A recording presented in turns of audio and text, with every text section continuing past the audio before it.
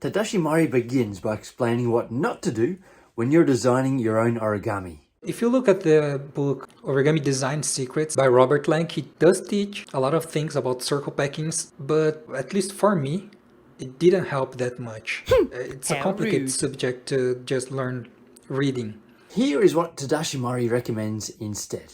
The most important part is to take a paper to sketch and fold several times so you get used to the result of each fold. You can read any book you want. It's not going to teach you how to create an origami like this, for example, because this one is the fish base. It's the very first base you learn. Here is what the fish base looks like. And here is a very quick demonstration of how to make it.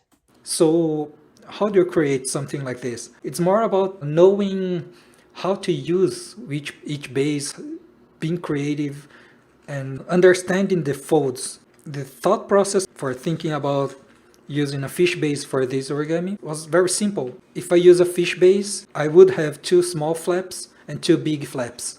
The Among Us origami is just this: 2 small flaps, 1 big flap to make the body, 1 big flap to make the backpack. It's really hard to pass this information of creating origami. It's all about folding and understanding the result of each fold. Now Tadashi explains a bit more about circle packing. Each circle you make, you're just dedicating this spot of the paper for one point you want to make. You are going to make one circle. Tadashi Mori explains how he used circle packing to design his Darkness Dragon in this video here.